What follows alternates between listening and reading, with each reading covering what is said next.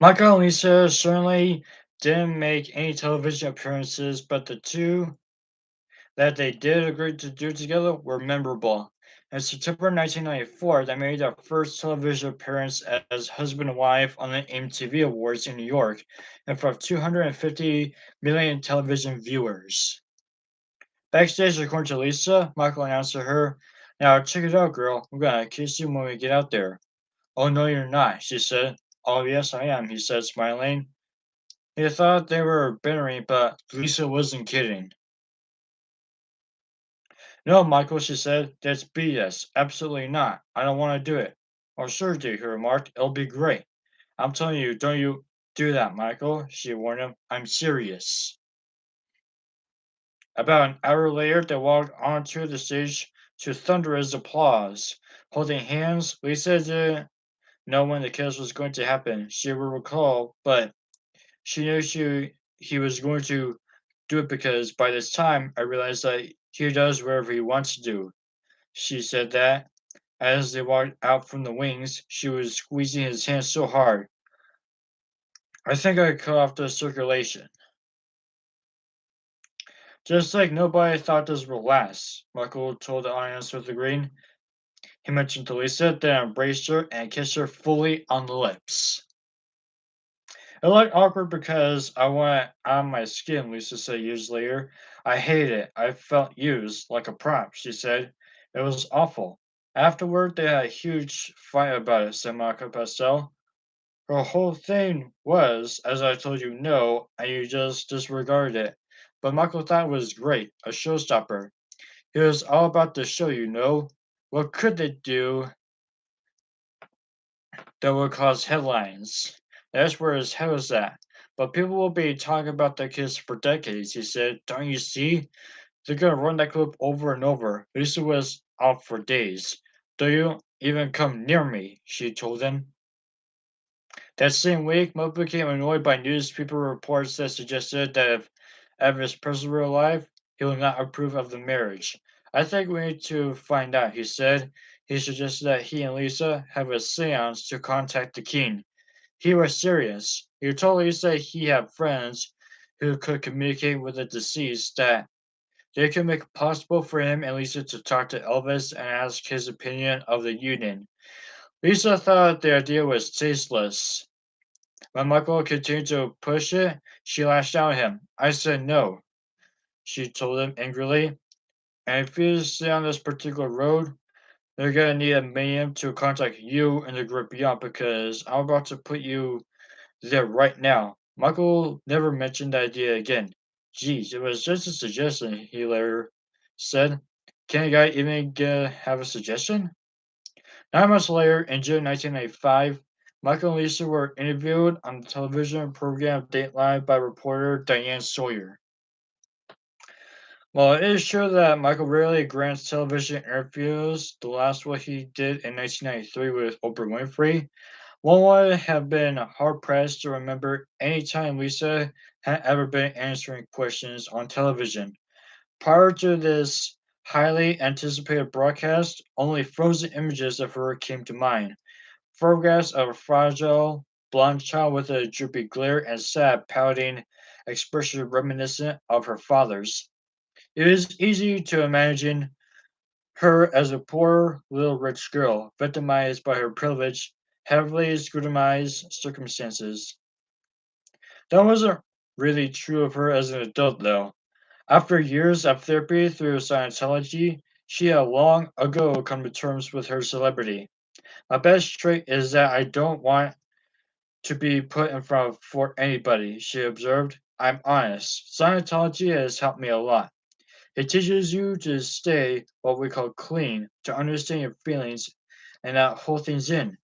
Yeah, I've had a difficult life in some ways," she allowed, "but I've gone through it and have done all right for myself." On the night of the television interview, Lisa appeared to the world as a sophisticated 27-year-old brunette, gorgeous and what it seemed anyway, nobody's victim. As the Jackson couple sat side by side, they fielded questions from Diane Stoner about their private life and talk about the allegations, Michael said, I could never harm a child or anyone. That's not my heart. And it's not who I am. And it's not what I'm even interested in. Diane then asked, what do you think should be done to someone who does that? Michael responded, to someone who does that? What other things should be done? Gee, I think they need help in some kind of way, you know? He then explained why he decided to settle the Jordan Chandler case. I talked to my lawyers and I said, can you guarantee me that justice will prevail? Michael recalled. And he said, Michael, we cannot guarantee you what a judge or jury will do. But that, I was like catatonic. I was outraged, totally outraged.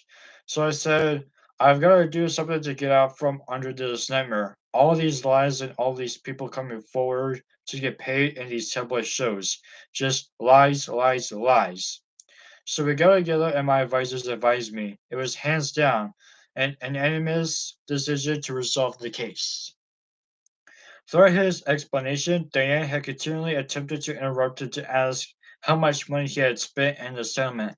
Finally, a protective Lisa abruptly cut her off and said, he's been barred to discuss it. Diane asked, the specific terms of the agreement? He's confirmed the specific terms and the specific amounts. It was going fairly well until Diane Sawyer asked the loaded question to which no one ever has a good answer. What is a 36-year-old man doing sleeping with a 12-year-old boy or a series of them?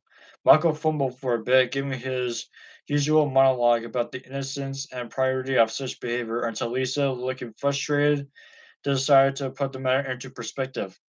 Just let me see, she began. I've seen these children. They don't let them go to the bathroom without running in there with them. They won't let them out of their sight. So just in the bed, I'm even out of the bed, you know. They jump in the bed with him. Lisa, mother of two, was on the spot.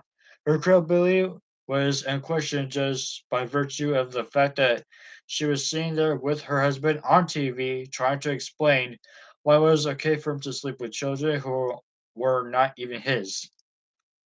She had to at least give it her best shot. Unrelentingly, Diane followed up, but isn't part of being an adult and loving children could be them from ambiguous situations? And again, we're talking about over an intense period of time here. Will you let your son, when he grows up and is 12 years old, do that? Lisa gamely jumped in for more of the impossible. You know what? If I don't know Michael, no way, she said. But I happen to know who he is and what he is, and that makes it.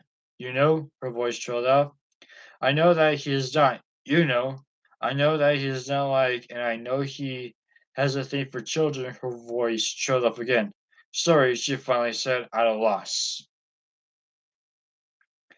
I just wonder, is it over? Diane asked, turning to Michael. Are we going to make sure it doesn't happen again? I think this is really the key thing people wanted to know. Is what over? Michael asked. Are there not going to be more of these sleepovers in which people have to wonder? Nobody wonders when kids sleep over at my house, he said. Nobody wonders. But are they over? Diane pushed. Are we going to watch out for it? No, he answered, then acting as if he didn't know what she was talking about, or maybe he really didn't. He did a double take and asked, watch out for what? Just for the sake of the children and because of everything you've been through. No, because it's all morale and it's all pure, Michael said stubbornly. I don't even think that way. It's not what's in my heart. So you'll do it again? She asked. Do what again? Have a child sleep over? Diane clarified, now looking annoyed. Of course, he answered. If they want, and it's on the level of purity and love and just innocence, complete innocence, he continued. If you're talking about, then that's a nut. It's not me. To the guy down the street, because that's not Michael Jackson. That's not what I'm interested in. A consequence of this interview was that Evan Chandler sued him again, claiming that he had breached the terms of the settlement with Jordan. Michael's lawyers eventually got the suit dismissed. It was a shame that Michael couldn't have conceded to Diane Sawyer that he may have used poor judgment in the past. She was on his side, trying to work with him and pushing for him to do the mature thing, or at least the responsible thing, and say that he would exercise more caution in the future where youngsters were concerned. There were many ways he could have approached the matter, but being abstinent and haughty was not the best way. I had off the record information that there were some ambiguities about the case in Jackson's favor, Diane Sawyer explained. Still, I have heard people say after seeing him during that interview that a parent would be crazy to let their child be alone with him. Later in the interview, when asked whether her marriage to Michael was a sham, Lisa said of such rumors, "You know it's crap. I'm sorry. It's the most ridiculous thing I've ever heard. I'm not going to marry somebody for any reason other than the fact that I fall in love with them, period. And they, the public, can eat it if they want to think anything different." Lisa hoped the couple would be perceived as a serious, not silly, during the televised interview. However, Michael was mugging and clowning as if he was testing to see how many faces he could get with before his strict mother would send him to his room, undermine her efforts.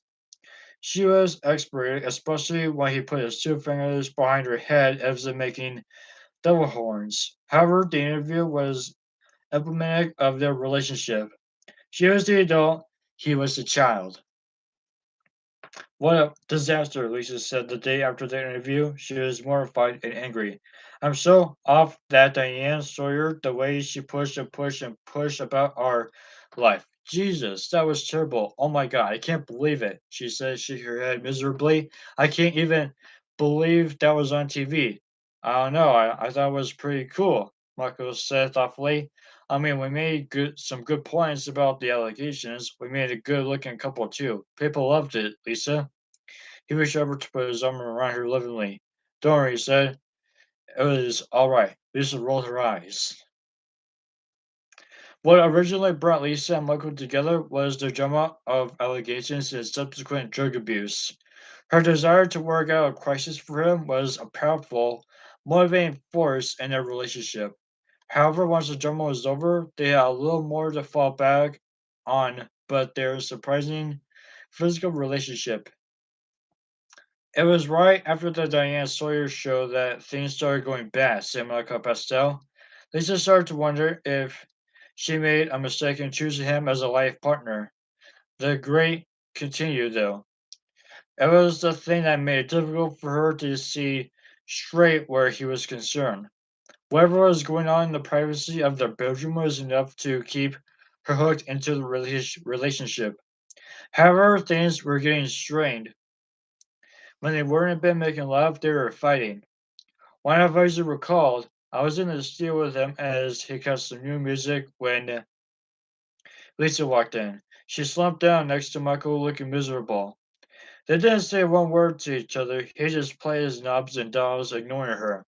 Then, after about 5 minutes of silence, Lisa gave him a long look.